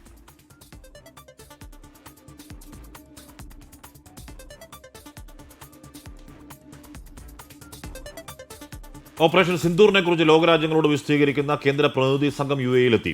അബുദാബിയിലെത്തിയ സംഘം UAE മന്ത്രിമാർ ഉൾപ്പെടെയുള്ളവരുമായി കൂടിക്കാഴ്ച നടത്തും. ഇന്നും നാളെയും സംഘം UAE-യിൽ ഉണ്ടാവും. ശിവസേന MP ശ്രീകാന്ത് ഏകനാഥ് ഷിൻഡെ നയിക്കുന്ന സംഘത്തിൽ ET Muhammad Basheer MP, bansuri Swaraj MP, Atul Garg MP, സംസിദ് പാത്ര MP, മനൻകുമാർ മിശ്ര MP, മുൻ പാർലമെന്റ് അംഗം SS അൽവാലിയ, മുൻ അംബാസിഡർ സുജൻ ചിന ഉൾപ്പെടെ 8 പേരാണുള്ളത്. അബുദാബിയിലെത്തിയ സംഘം UAE സഹിഷ്ണുതാ കാര്യമന്ത്രി Sheikh Nahyan bin Mubarak al Nahyan, പ്രതിരോധ ആഭ്യന്തര വിദേശകാര്യ committee chairman doctor Ali Rashid al Nuaimi, National Media Office director general doctor Jamal al Kaabi എന്നിവരുമായി കൂടിക്കാഴ്ച നടത്തും. വെള്ളിയാഴ്ച Anwar Gargash Diplomatic Academy director general Nikolay മ്ലാഡനോവിനെയും സംഘം സന്ദർശിക്കും. ഓപ്പറേഷൻ സിന്ധൂറിന്റെ പശ്ചാത്തലവും നടപടികളും സംഘം വിശദീകരിക്കും. UAE സന്ദർശന ശേഷം ഇതേ സംഘം ലൈബീരിയ, കോങ്കോ, സിയോറ ലിയോൺ എന്നീ ആഫ്രിക്കൻ രാജ്യങ്ങളും സന്ദർശിക്കും. 24 ദുബായ്. ഓപ്പറേഷൻ സിന്ദൂർ വിശദീകരിക്കുന്നതിനായി JDU MP സജ്ജയ് കുമാർ ഝാ നയിക്കുന്ന സംഘം ജപ്പാനിലെ ടോക്കിയോയിലെത്തി. MP ജോൺ ബ്രിട്ടാസും സംഘത്തിലുണ്ട്. DMK MP കനിമൊഴി നയിക്കുന്ന സംഘം ഇന്ന് പുലർച്ചെയോടെ റഷ്യയിലേക്ക് യാത്ര തിരിച്ചു. ശശി തരൂർ, സുപ്രിയ സുലെ, രവിശങ്കർ പ്രസാദ്, ബൈജയൻ പാണ്ഡെ എന്നിവരും സംഘത്തിലുള്ള സംഘങ്ങൾ വരും ദിവസങ്ങളിൽ യാത്ര തിരിക്കും. ലോകരാഷ്ട്രങ്ങൾക്ക് മുന്നിൽ പാക് ഭീകരത തുറന്നു കാട്ടുക, ഓപ്പറേഷൻ സിന്ദൂറും ഭീകരതയ്ക്കെതിരായ ഇന്ത്യയുടെ നിലപാടും വിശദീകരിക്കുക എന്നിവയാണ് പ്രതിനിധി സംഘത്തിന്റെ ലക്ഷ്യം. അങ്ങനെ സംസ്ഥാനത്ത് ചൂടിന് ആശ്വാസമായി മഴയെത്തുന്നു എന്നുള്ള റിപ്പോർട്ടാണ് ഇപ്പോൾ പുറത്തുവരുന്നത്. സംസ്ഥാനത്ത് മഴ തുടരും. കണ്ണൂർ, കാസർഗോഡ് ജില്ലകളിൽ ഇന്ന് യെല്ലോ അലർട്ട് പ്രഖ്യാപിച്ചിട്ടുണ്ട്. പത്തനംതിട്ട, എറണാകുളം, ഇടുക്കി, തൃശൂർ ജില്ലകളിൽ നാളെ ഓറഞ്ച് അലർട്ടാണ്. 2 ദിവസത്തിനുള്ളിൽ കാലവർഷം കേരളത്തിൽ എത്തിയേക്കുമെന്നാണ് അറിവ്. തെക്കൻ കർണാടകയ്ക്ക് മുകളിലായി ചക്രവാത ചുഴി നിലനിൽക്കുന്നു. ചക്രവാത ചുഴി ന്യൂനമർദ്ദമായി രൂപപ്പെടും. കള്ളക്കടൽ പ്രതിഭാസത്തിനും ഉയർന്ന തിരമാലയ്ക്കും സാധ്യതയുള്ളതിനാൽ മത്സ്യത്തൊഴിലാളികളും തീരദേശവാസികളും ഒന്ന് ജാഗ്രത പാലിക്കണം. മറ്റന്നാൾ വരെ കേരള, കർണാടക, ലക്ഷദ്വീപ് തീരങ്ങളിൽ മീൻപിടുത്തത്തിന് വിലക്കുണ്ട്. ഇനി ഏറ്റവും പ്രധാനപ്പെട്ട ഒരു രാഷ്ട്രീയ വാർത്തയിലേക്ക് വന്നാൽ, പുതിയ അധ്യക്ഷ സ്ഥാനമേറ്റ ശേഷമുള്ള KPCCയുടെ ആദ്യ ഭാരവാഹി യോഗം ഇന്ന്. DCC അധ്യക്ഷന്മാർ ഇന്ദിരാഭവനിൽ ചേരുന്ന യോഗത്തിൽ പങ്കെടുക്കും. തദ്ദേശ സ്വയംഭരണ തിരഞ്ഞെടുപ്പ് മുന്നൊരുക്കങ്ങളുടെ അവലോകനമാണ് പ്രധാന അജണ്ട. DCC തലങ്ങളിലെ പുനഃസംഘടനയും ചർച്ചയാകും. 5ാം വർഷത്തിലേക്ക് കടന്ന സംസ്ഥാന സർക്കാരിനെതിരായ പ്രക്ഷോഭ പരിപാടികളും യോഗത്തിൽ ആലോചിക്കും. പാർട്ടിക്ക് വഴങ്ങാത്ത ഡോക്ടർ തരൂർ തുടർച്ചയായ നിലപാടുകൾ സ്വീകരിക്കുന്നതും യോഗത്തിൽ ഉയർന്നേക്കും. അതേസമയം KPC ഭാരവാഹികളുടെ പുനഃസംഘടന ഇന്നത്തെ യോഗത്തിൽ ചർച്ചയാവില്ല എന്നാണ് സൂചന. K. സുധാകരന്റെ കമ്മിറ്റിയിലെ ഭാരവാഹികളിൽ ചിലരെ തുടരാൻ അനുവദിക്കുമെന്ന സൂചനകൾ ഒരു വിഭാഗത്തെ അതൃപ്തരാക്കിയിട്ടുണ്ട്.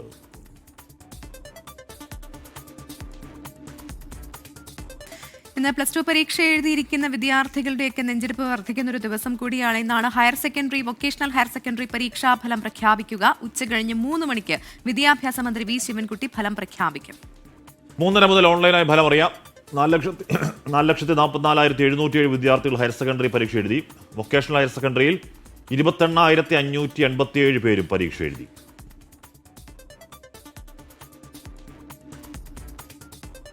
തുടർച്ചയായ 15ാം വർഷവും കുട്ടികൾക്കായി നാടകകളരി ഒരുക്കാൻ കഴിഞ്ഞതിന്റെ സന്തോഷത്തിലാണ് കോഴിക്കോട് നെടുമണ്ണൂർ പൂത്തറയിലെ ഗ്രാമീണ യുവജന കലാസമിതി പ്രവർത്തകർ. ഓരോ വർഷവും 100 കണക്കിന് കുട്ടികൾ കളിപ്പന്തൽ എന്ന ക്യാമ്പിൽ എത്തുന്നുണ്ട്.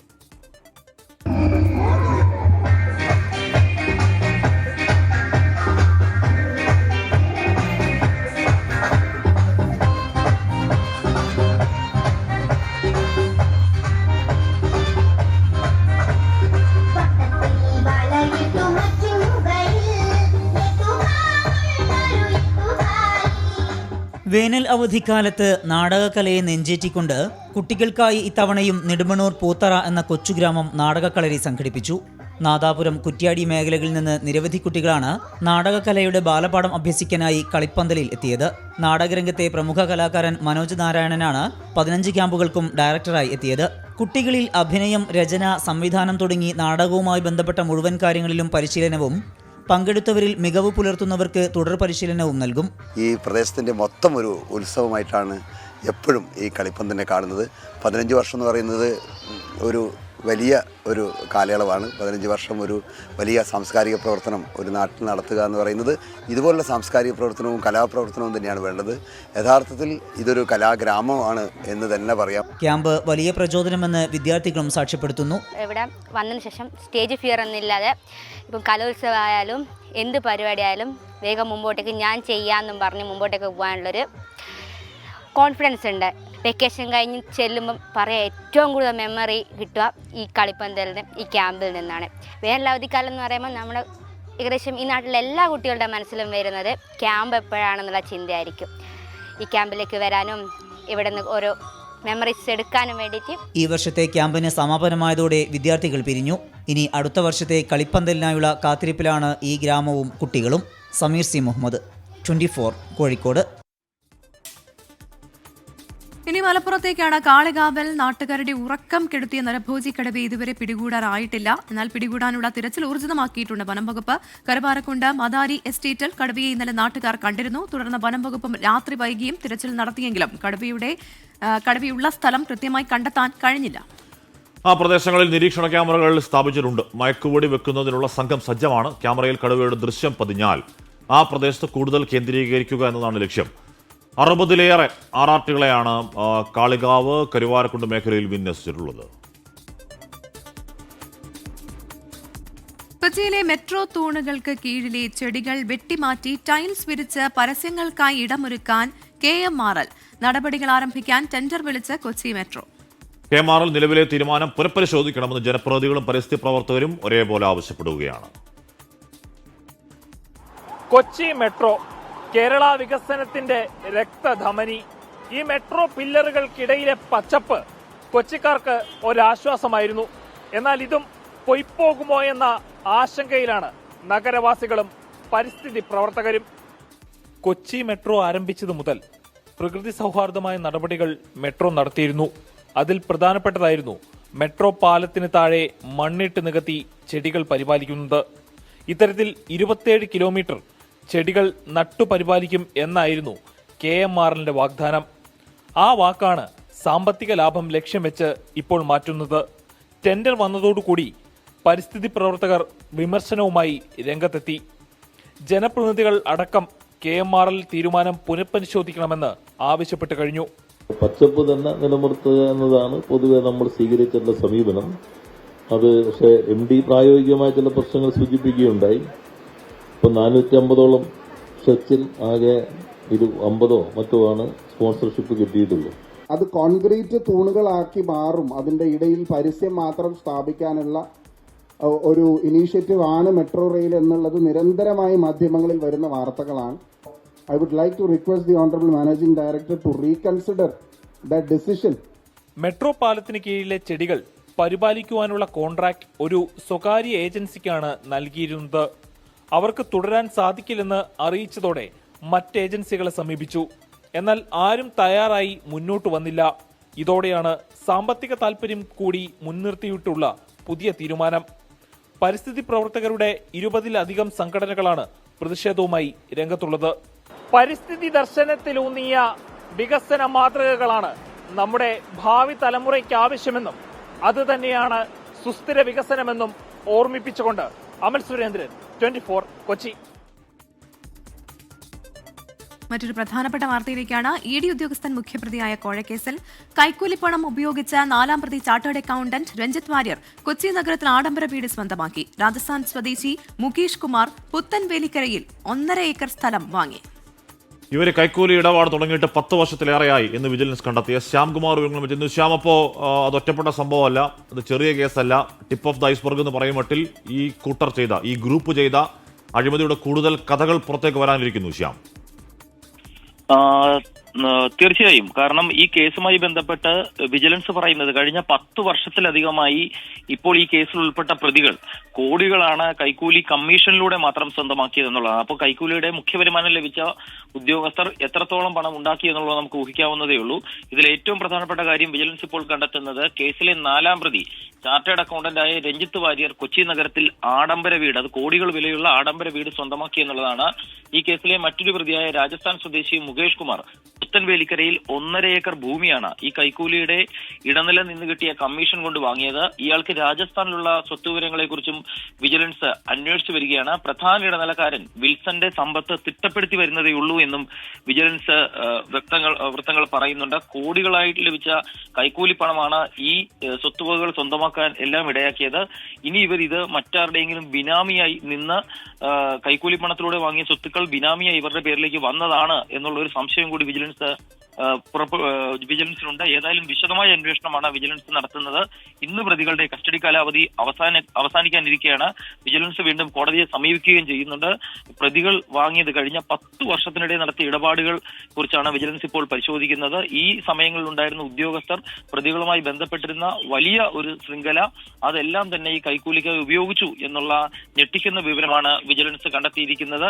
ആ വിവരം പുത്തൻവേലിക്കരയിൽ 1.5 ഏക്കർ എന്നൊക്കെ പറയുന്നത് കോടികൾ വില വരുന്ന സ്വത്തായിരിക്കണം, വലിയ വീട്. ഇതൊക്കെ നേരത്തെ ED ഉദ്യോഗസ്ഥരാണെങ്കിൽ അവർക്കറിയാലോ ഈ പണത്തിന്റെ വരവ്, അത് ഏത് വഴിക്ക് അന്വേഷണം വരും, ഏത് അക്കൗണ്ടിലോട്ട് വന്നാലാണ് പ്രശ്നമാവുക എന്ന് അവരെ അത് പരിശോധിക്കാൻ നമുക്ക് നന്നായി അറിയാം. അപ്പോൾ അവരെ കണക്ട് ചെയ്യാൻ കൂടുതൽ തെളിവുകൾ വിജിലൻസിന്റെ പക്കൽ നിലവിലുണ്ടോ? ശ്യാം, ഹാഷ്മി, ഈ കേസുമായി ബന്ധപ്പെട്ട് വിജിലൻസ് വളരെ സമാധാനമായി തന്നെ അന്വേഷണം മുന്നോട്ട് കൊണ്ടുപോവുകയും ഒരു വശത്ത് തെളിവുകൾ ശേഖരിക്കുകയുമാണ്. ആ തെളിവുകളുടെ വിവരങ്ങളാണ് ഇപ്പോൾ പുറത്തു വരുന്നത്. അതായത് ED ഉദ്യോഗസ്ഥരിലേക്ക് പ്രത്യക്ഷത്തിൽ പോകുന്നത് ഇപ്പോൾ നിലവിൽ കൊച്ചിയിലുള്ള ഉദ്യോഗസ്ഥരെ മാത്രമല്ല, മുൻപ് കഴിഞ്ഞ 10 വർഷമായി നടന്ന ഇടപാടുകളാണ് വിജിലൻസ് ഇപ്പോൾ പരിശോധിച്ചുകൊണ്ടിരിക്കുന്നത്. അതിൽ വിജിലൻസിന് ഒരുപിടി ഉദ്യോഗസ്ഥരുടെ ഇടപാടുകൾ സംബന്ധിച്ച വിവരങ്ങൾ ലഭിക്കുന്നു എന്ന സൂചനയാണ് അവർ പങ്കുവെക്കുന്നത്. അങ്ങനെയെങ്കിൽ കൂടുതൽ ഉദ്യോഗസ്ഥരിലേക്ക് അന്വേഷണം പോവുകയാണ്. നിലവിൽ തന്നെ രാജസ്ഥാനിലും മധ്യപ്രദേശിലും അടക്കം ഈ മുകേഷിനുൾപ്പെടെയുള്ള സ്വത്തുക്കളെ കുറിച്ചാണ് വിജിലൻസ് ഇപ്പോൾ അന്വേഷിക്കുന്നത്.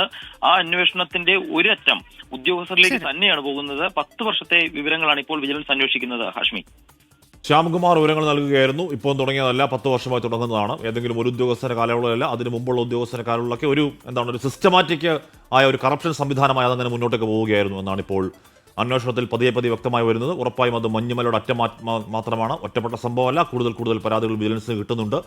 അന്വേഷിക്കട്ടെ, അഴിമതിക്കാരെ സമൂഹത്തിന്റെ മുന്നിൽ നിർത്താൻ കഴിയട്ടെ വിജിലൻസിന്. ഇനി സ്പോർട്സ് വാർത്തകൾ നോക്കാം. IPL വിശേഷത്തിലേക്ക്.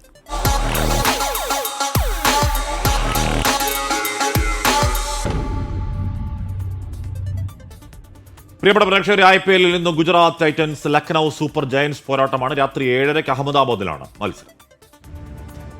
പ്ലേ ഓഫ് ഉറപ്പിച്ച ഗുജറാത്ത് ടൈറ്റൻസിന്റെ ഇനിയുള്ള ലക്ഷ്യം ടോപ്പ് 2 ഫിനിഷ്. 12 കളിയിൽ 9 ജയിച്ച് 18 പോയിന്റുള്ള ശുഭമാൻ ഗില്ലിനും സംഘത്തിനും അവസാന 2 മത്സരങ്ങളിലും ഇതുവരെയുള്ള മികവ് ആവർത്തിക്കാനായാൽ ആ നേട്ടം അന്യമല്ല. ക്ലാസിന് ക്ലാസും മാസിന് മാസുമായി തകർത്തടിക്കുന്ന സായ് സുദർശൻ ശുഭമാൻ ഗിൽ ഓപ്പണിംഗ് ജോഡിയാണ് ഗുജറാത്തിന്റെ നേട്ടങ്ങളിലെ ആണിക്കല്ല്. 617 റൺസുമായി സായ് സുദർശനും 601 റൺസോടെ ശുഭമാൻ ഗില്ലും ഓറഞ്ച് ക്യാപ്പിനായും തമ്മിൽ മത്സരമാണ്. 21 വിക്കറ്റുമായി പർപ്പിൾ ക്യാപ്പ് റേസിൽ മുന്നിലുള്ള പ്രസിദ്ധ് കൃഷ്ണ, 15 വിക്കറ്റ് വീതമുള്ള സായ് കിഷോർ, മുഹമ്മദ് സിറാജ് തുടങ്ങിയവരടങ്ങിയ ഒന്നാന്തരം ഒരു ബൌളിംഗ് നിരയും ഗുജറാത്തിനുണ്ട്. പ്ലേ ഓഫ് പ്രതീക്ഷ അവസാനിച്ച ലക്നൌ സൂപ്പർ ജയൻസിന് ഇനി മാനം കാക്കാനുള്ള പോരാട്ടങ്ങൾ. 12 കളിയിൽ 10 പോയിന്റ് മാത്രമുള്ള ലക്നൌവിന് അവസാന 4 കളിയിലും ജയിക്കാനായിട്ടില്ല. IPL ചരിത്രത്തിലെ ഏറ്റവും വിലയേറിയ താരമെന്ന പകിട്ടോടെ സീസണെത്തിയ നായകൻ ഋഷഭ് പന്ത് ദുരന്തമായി മാറിയതാണ് ലക്നൌവിന്റെ തോൽവികൾക്ക് പ്രധാന കാരണം. 12 മത്സരങ്ങളിൽ വെറും 135 റൺസാണ് പന്തിന്റെ സമ്പാദ്യം. പേസ് നിരയെ പരിക്ക് വേട്ടയാടിയതും പ്രശ്നമായി. സീസണിൽ ഗുജറാത്ത് തോറ്റ 3 മത്സരങ്ങളിലൊന്ന് തങ്ങളോടെന്നത് മാത്രമാണ് ലക്നൌവിന് കളത്തിലിറങ്ങുമ്പോൾ ആശ്വസിക്കാനുള്ളത്. Sports desk 24. ഒരു ജയിൽ എങ്ങനെ പ്രവർത്തിക്കുന്നു എന്നറിയണോ? എറണാകുളത്തെ എന്റെ കേരളം പ്രദർശന മേളയിലെത്തിയാൽ മതി. ജയിലിനെ കുറിച്ചും ജയിൽ നിയമങ്ങളെക്കുറിച്ചും പഠിക്കാൻ നല്ലൊരു അവസരമാണ് ജയിൽ വകുപ്പ് ഒരുക്കിയിരിക്കുന്നത്. ജയിൽ കാണാനും ജയിലിനെ കുറിച്ച് പഠിക്കാനും ആഗ്രഹിക്കുന്നവരാണോ നിങ്ങൾ? എന്നാൽ ഒട്ടും വെയിറ്റ് ചെയ്യേണ്ട, നേരെ എറണാകുളം മറൈൻ ഡ്രൈവിലേക്ക് വന്നോളൂ. ഇവിടെ ഒരു മാതൃകാ ജയിൽ ഒരുക്കിയിട്ടുണ്ട്. എൻ്റെ കേരളം പ്രദർശന വിപണന മേളയുടെ ഭാഗമായി ജയിൽ വകുപ്പാണ് കൊച്ചിയിൽ ഒരു ജയിൽ ഒരുക്കിയിരിക്കുന്നത്.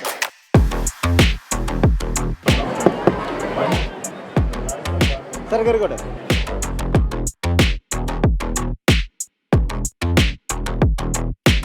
സാറേ, എന്താണ് ജയിൽ, എന്താണ് ഇവിടുത്തെ ക്രമീകരണങ്ങളൊക്കെ? സംസ്ഥാന സർക്കാരിൻ്റെ 4ാം വാർഷികത്തിൻ്റെ ഭാഗമായിട്ട് നടക്കുന്ന എൻ്റെ കേരളം പരിപാടി നമുക്കറിയാം കേരളത്തിലെ എല്ലാ ജില്ലകളിലും നടക്കുകയാണ്. ആ എല്ലാ ജില്ലകളിലും തന്നെ ജയിൽ വകുപ്പ് പ്രത്യേകമായി ഒരു സ്റ്റാൾ അറേഞ്ച് ചെയ്തിട്ടുണ്ട്. അതെല്ലാം തീം സ്റ്റാൾ എന്നുള്ള നിലയിലാണ് ചെയ്തു വരുന്നത്. അപ്പോൾ നമ്മളിവിടെ ചെയ്തിരിക്കുന്നതെന്ന് പറയുന്നത് എറണാകുളം ജില്ലാ ജയിലിൻ്റെ ഒരു മാതൃകയാണ്. അത് ഫ്രണ്ടിൽ നിന്ന് നിങ്ങൾക്ക് കാണാം, കയറി വരുമ്പോൾ തന്നെ ആ ആർച്ചും കാര്യങ്ങളൊക്കെ ജില്ലാ ജയിലിൻ്റെ അതേ മോഡൽ തന്നെയാണ് ചെയ്തിരിക്കുന്നത്. അതുകൂടാതെ തന്നെ നമ്മളിവിടെ ഒരുക്കിയിരിക്കുന്നതെന്ന് പറയുന്നത് ഒരാൾക്ക് കിടക്കാവുന്ന ഒരു സെല്ലിൻ്റെ ഒരു ഏകദേശം മാതൃകയാണ്. അപ്പോൾ ഒരാൾക്ക് കിടക്കാവുന്ന സെല്ലെന്ന് പറയുമ്പോൾ നമ്മൾ സ്ഥലപരിമിതി കൊണ്ട് അല്പം വ്യത്യാസമുണ്ട്. പക്ഷേ കേരളത്തിലെ ജയിലുകളിൽ എന്ന് പറയുന്നത് ഈ ഒരാൾക്ക് കിടക്കാവുന്ന സെല്ലിനോടൊപ്പം തന്നെ നമുക്ക് കൂടുതലും കണ്ടുവരുന്നതെന്ന് പറഞ്ഞാൽ 8 മുതൽ 30ഓളം പേർക്ക് വരെ കിടക്കാവുന്ന വലിയ സെല്ലുകളാണ്. അപ്പോൾ അങ്ങനെ വന്നു കഴിഞ്ഞാൽ അയാൾക്ക് എന്തൊക്കെ സൗകര്യങ്ങളാണ് കൊടുക്കുന്നത്? ഒരു പായ, 2 പ്ലേറ്റ്, ഒരു മൊന്ത, ഒരു ഗ്ലാസ്, ആ പായയിൽ വിരിച്ചു കിടക്കാൻ കട്ടിയുള്ളൊരു വിളിപ്പ്, ജമുക്കാളം എന്ന് പറയും. ലെഫ്റ്റ് സൈഡിലായിട്ട് ലൈബ്രറി സൗകര്യം കൊടുക്കുന്നുണ്ട്. എറണാകുളം ജില്ലയിലെ സംബന്ധിച്ച് ഏകദേശം ഒരു 20-25,000 ബുക്സിന് മേലുള്ള വളരെ വിപുലമായൊരു ലൈബ്രറി സൗകര്യമുണ്ട്. അതുകൂടാതെ തടവുകാർക്ക് ഫോൺ ചെയ്യാവുന്ന ഫോൺ കാർഡ് ഉപയോഗിച്ച് ചിപ്പ് ഓറിയൻറ്റഡ് ആയിട്ടുള്ള സോഫ്റ്റ്വെയർ ഓറിയൻറ്റഡ് ആയിട്ട് അവർക്ക് ചെയ്യാവുന്ന ഫോൺ കാർഡിൻ്റെ ഒരു രൂപവും അതുപോലെ ഫോണിൻ്റെ ഒരു മാതൃകയും നമ്മളിവിടെ പ്രദർശിപ്പിച്ചിട്ടുണ്ട്.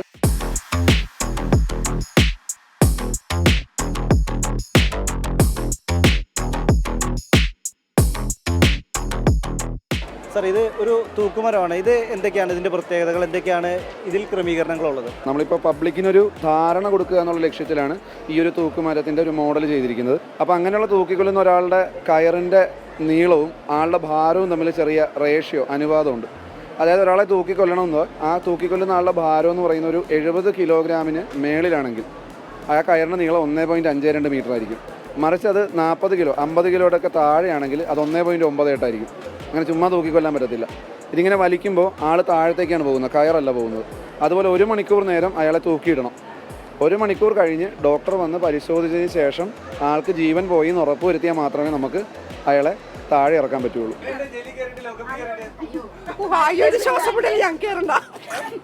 കൊള്ളാം, നന്നായിട്ടുണ്ട്. ആദ്യമായിട്ട് സിനിമയിലൊക്കെ കണ്ടിട്ടേ ഉള്ളൂ, നേരിട്ട് കണ്ടപ്പോൾ ഒരു സൂപ്പറായിരുന്നു.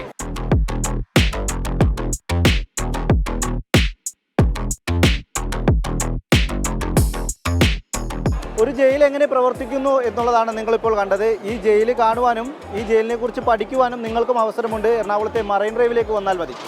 ക്യാമറ പേഴ്സൺ സന്തോഷ് ചേകവർക്കൊപ്പം റാഫി കരീം, 24 കൊച്ചി.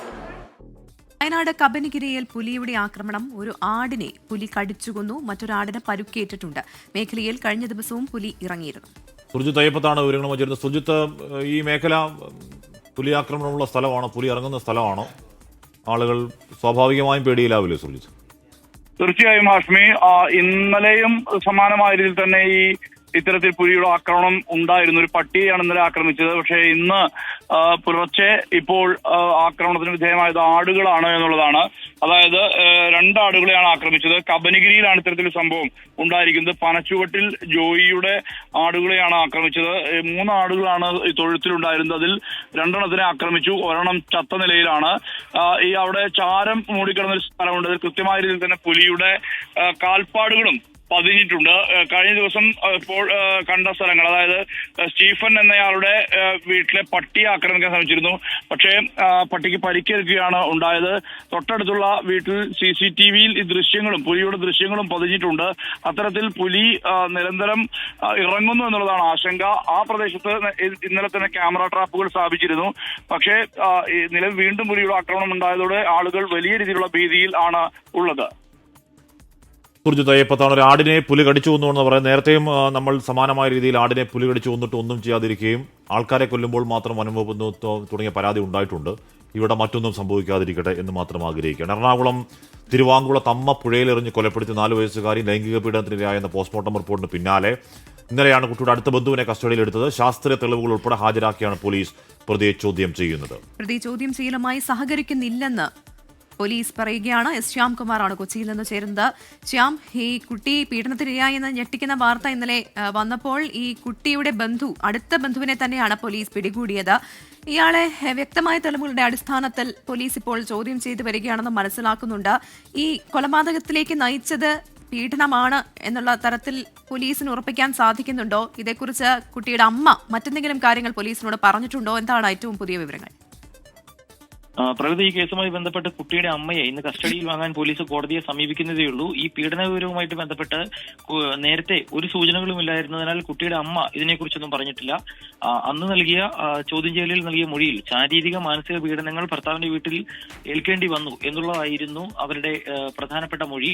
ഏതായാലും ഈ സംഭവം, അതായത് കുഞ്ഞ് ലൈംഗിക പീഡനത്തിനിരയായി, അതും 1 വർഷത്തോളം ലൈംഗിക പീഡനത്തിന് ഇരയായി എന്ന പോസ്റ്റ്മോർട്ടം റിപ്പോർട്ടിലെ വിവരങ്ങളുടെ അടിസ്ഥാനത്തിൽ ഇന്ന് അമ്മയെ കസ്റ്റഡിയിൽ കഴിയുമ്പോൾ ഈ വിവരങ്ങൾ അമ്മയ്ക്ക് അറിവുണ്ടായിരുന്നു എന്നുള്ളത് തന്നെയാണ് പോലീസ് ആദ്യമായി പരിശോധിക്കുന്നത്. രണ്ടാമത്തെ പ്രധാനപ്പെട്ട കാര്യം, അന്വേഷണത്തിന് വേണ്ടി ഇന്നലെ രാവിലെയാണ് ഈ കേസിൽ ഈ കുട്ടിയുടെ അടുത്ത ബന്ധുവായ ഒരാളെ പോലീസ് കസ്റ്റഡിയിലെടുക്കുന്നത്. കസ്റ്റഡിയിലെടുത്ത ശേഷം ഒരു കാരണവശാലും പോലീസുമായി ഈ പ്രതി സഹകരിക്കുന്നില്ല എന്നുള്ളതാണ് മറ്റൊരു കാര്യം. ഏതായാലും ഇന്ന് റൂറൽ SP ഉൾപ്പെടെ പുത്തൻകര പോലീസ് സ്റ്റേഷനിൽ എത്തുന്നുണ്ട്, പുത്തൻകുരിശ് പോലീസ് സ്റ്റേഷനിൽ എത്തുന്നുണ്ട്. അവിടെ വെച്ച് പ്രതിയെ ചോദ്യം ചെയ്യും എന്നുള്ളതാണ് അറിയുന്നത്. പ്രതിയുടെ അറസ്റ്റ് രേഖപ്പെടുത്തലും ഇന്നുണ്ടാകും. കേസിൽ പോക്സോ ചുമത്തിയാണ് ഇപ്പോൾ FIR ഇട്ടിരിക്കുന്നതെങ്കിലും കൂടുതൽ വകുപ്പുകൾ, ബാലനീതി നിയമത്തിലെ കൂടുതൽ വകുപ്പുകൾ ഉൾപ്പെടെ പ്രതിക്കെതിരെ ചുമത്താൻ സാധ്യതയുണ്ട് എന്നുള്ളതാണ് പോലീസ് വ്യക്തമാക്കുന്നത്. ഇതൊരു കഷ്ടമാണ് ശ്യാം. ഒരു വർഷമായി പീഡനം തുടങ്ങിയെന്ന് പറയുമ്പോൾ കുഞ്ഞിനിപ്പോ ഉള്ളത് 4 വയസ്സ് പൂർത്തിയാവുന്നതേ ഉള്ളൂ. 3 വയസ്സിന് മുമ്പ് തന്നെ പീഡനം തുടങ്ങിയിരിക്കണം. എന്തൊരു നരക വീടാണ് എന്ന് ആലോചിക്കുകയാണ്. ഈ പറഞ്ഞ ചോദ്യം ചെയ്യലും അന്വേഷണ വഴിക്കൊക്കെ അപ്പുറം കുഞ്ഞിനെ ഏതോ അടുത്തൊരു ബന്ധു പീഡിപ്പിച്ചുകൊണ്ടിരിക്കുന്നു. കുഞ്ഞിനത് മനസ്സിലാക്കാനുള്ള പ്രായമില്ല. അമ്മയാവട്ടെ ടോർച്ച് കൊണ്ട് തലക്കടിക്കുന്നു, കൈകൊണ്ടടിച്ച് നെഞ്ചത്ത് തിണർത്ത പാടുകൾ വരുത്തുന്നു, ഐസ്ക്രീമിൽ വിഷം കൊടുത്ത് കൊല്ലാൻ നോക്കുന്നു. കുഞ്ഞിന്റെ 4 വർഷത്തിനിടയിൽ എന്തൊക്കെ പാവം അനുഭവിച്ചാണ് പോയത് ശ്യാം? രശ്മി, തീർച്ചയായും. കാരണം ആരാണോ ആ കുട്ടിയെ സംരക്ഷിക്കേണ്ടത് അവരുടെ ഭാഗത്തു നിന്ന് തന്നെയാണ് ആ കുട്ടിക്ക് ആ 4 വയസ്സെന്ന് പറയുന്ന ചെറിയ പ്രായത്തിനിടയിൽ പുറത്തു പറയാൻ സാധിക്കാത്ത രീതിയിലുള്ള വേദനകൾ അനുഭവിക്കേണ്ടി വന്നിരിക്കുന്നത്. പക്ഷെ ഒരുപക്ഷെ ആ കുഞ്ഞിന് അത് മറ്റൊരാളോട് തനിക്കിത് ഉണ്ടായി എന്ന് പറയാനുള്ള പ്രായം പോലും ആയിട്ടില്ല എന്നുള്ളതാണ് അതിൽ ഏറ്റവും സങ്കടകരം. ഈ കുഞ്ഞ് മരിച്ചു എന്നുള്ള വാർത്ത റിപ്പോർട്ട് ചെയ്യുമ്പോൾ നമ്മുടെയൊക്കെ മാനസികാവസ്ഥ വലിയ വേദനയിലായിരുന്നു. അതിലും വലിയ വേദനയാണ് ഇന്നലെ ഈ വാർത്ത സ്ഥിരീകരിക്കുകയും ഈ വാർത്ത റിപ്പോർട്ട് ചെയ്യുകയും ചെയ്യുമ്പോൾ നമ്മൾ ഉൾപ്പെടെ അനുഭവിച്ചത്. കാരണം പോസ്റ്റ്മോർട്ടത്തിൽ ഡോക്ടർമാർ നൽകിയ സൂചന ലഭിച്ചപ്പോൾ മുതൽ പോലീസ് ഈ വിവരം പുറത്തു പോകാതെ വലിയൊരു അന്വേഷണത്തിലായിരുന്നു. ഒടുവിലാണ് കുട്ടിയുടെ ഏറ്റവും അടുത്ത ബന്ധുവിലേക്ക് തന്നെ ഈ അന്വേഷണം പോലീസിന് എത്തിക്കാൻ സാധിക്കും. ഏറ്റവും അടുത്ത ബന്ധുവിലേക്ക് അന്വേഷണം എത്തുമ്പോൾ അതിൽ ഏറ്റവും പ്രധാനപ്പെട്ടത് കുട്ടിയുടെ അമ്മയ്ക്ക് ഇതുമായി ബന്ധപ്പെട്ട വിവരങ്ങൾ അറിയാമായിരുന്നോ എന്നുള്ളതാണ്. അങ്ങനെയെങ്കിൽ കുട്ടിയുടെ അമ്മ നൽകിയ മൊഴിയുടെ അടിസ്ഥാനത്തിലാകുമോ ഇപ്പോൾ ഇയാൾ പിടിയിലായിരിക്കുന്നത്? പോലീസിന് കൂടുതൽ വിവരങ്ങൾ കുട്ടിയുടെ അമ്മ നൽകിയിട്ടുണ്ടോ? ഇതേക്കുറിച്ച് പോലീസ് എന്താണ് പറയുന്നത്? ഈ വിവരവുമായി ബന്ധപ്പെട്ട് കുട്ടിയുടെ അമ്മയ്ക്ക് നിലവിൽ യാതൊരു ബന്ധവും നിലവിലത്തെ അന്വേഷണത്തിൽ ഒരു ബന്ധവുമില്ല, ഒരു വിവരം നൽകിയിട്ടുമില്ല. ഈ വിവരം ലഭിക്കുന്നത് പോസ്റ്റ്മോർട്ടത്തിലാണ്. കാരണം ഡോക്ടർമാരാണ് പോസ്റ്റ്മോർട്ടത്തിൽ കുട്ടി ലൈംഗിക പീഡനത്തിന് ഇരയായിട്ടുണ്ട് എന്ന വിവരം പോലീസിനെ അറിയിക്കുന്നത്. ഈ വിവരം പോലീസിന് കിട്ടിയപ്പോൾ തന്നെ പോലീസ് കുട്ടിയുടെ ശവസംസ്കാര ചടങ്ങുകൾ പോലും കഴിഞ്ഞിരുന്നില്ല. ആ സമയം മുതൽ പോലീസ് സമാന്തരമായി തന്നെ അന്വേഷണം നടക്കുകയായിരുന്നു. ഈ കുട്ടിയുടെ സംസ്കാര ചടങ്ങുകൾ നടക്കുന്ന സ്ഥലത്തുൾപ്പെടെ ഈ അടുത്ത ബന്ധു ഉണ്ടായിരുന്നു എന്നുള്ളതാണ് പോലീസ് വ്യക്തമാക്കുന്നത്. അന്നു മുതൽ പോലീസിന്റെ നിരീക്ഷണത്തിൽ തന്നെയായിരുന്നു ഈ പ്രതി എന്നുള്ളതും ശ്രദ്ധേയമാണ്. തുടർന്നാണ് ഇന്നലെ രാവിലെ പ്രതിയെ കസ്റ്റഡിയിൽ എടുത്തുകൊണ്ട് പോലീസ് പോകുന്നത്. കേസുമായി ബന്ധപ്പെട്ടുള്ള ചില വിവരങ്ങൾ ചോദിക്കാൻ എന്ന പേരിലാണ് ഇയാളെ പോലീസ് വിളിച്ചുകൊണ്ട് പോകുന്നത്. പിന്നീടാണ് ഇന്നലെ ഈ വിവരം ഇയാളോട് ചോദിക്കുമ്പോൾ ഇയാൾ നിഷേധിച്ചുകൊണ്ട് പോലീസിനോട് കയർക്കുന്നത്. ശാസ്ത്രീയ തെളിവുകൾ ഉൾപ്പെടെ വെച്ചുകൊണ്ട് പോലീസിന്റെ ചോദ്യം ചെയ്യലിൽ പ്രതിക്ക് ഏറെ നേരം പിടിച്ചു നിൽക്കാൻ സാധിച്ചിട്ടില്ല. പക്ഷേ കുറ്റസമ്മതം ഉണ്ടാകാത്തത് കൊണ്ടാണ് അറസ്റ്റിലേക്ക് ഇതുവരെ കടക്കാത്തത്. നമുക്കറിയില്ല, എന്തായാലും ആ കുഞ്ഞിന്റെ ശരീരത്തിന് ചുറ്റും നിന്ന് കരയുന്ന കുറെ ആൾക്കാരെ നമ്മൾ കണ്ടു. ആരെ നമ്പണം, ആരെ വിശ്വസിക്കണം അറിയാൻ കഴിയാത്തൊരു സാഹചര്യമുണ്ട്. ആ കരഞ്ഞവരിൽ ആരെങ്കിലും ഒരാളാണോ ഈ കുഞ്ഞിനെ ഉപദ്രവിച്ചെന്ന കാര്യമൊക്കെ 10 മണിയോടെ വാർത്താസമ്മേളനത്തിൽ അറിയാൻ കഴിയും. എന്തായാലും അത് കേരളത്തിന് അറിയണം, അത് ഉറപ്പായും കേരളത്തിന് അറിഞ്ഞാൽ മതിയുള്ളൂ. പ്രിയപ്പെട്ട പ്രേക്ഷകരെ, അപ്പോൾ നമ്മുടെ രാവിലെയുള്ള ആകുമ്പോൾ തൽക്കാലം പൂർണ്ണമാവുന്നു.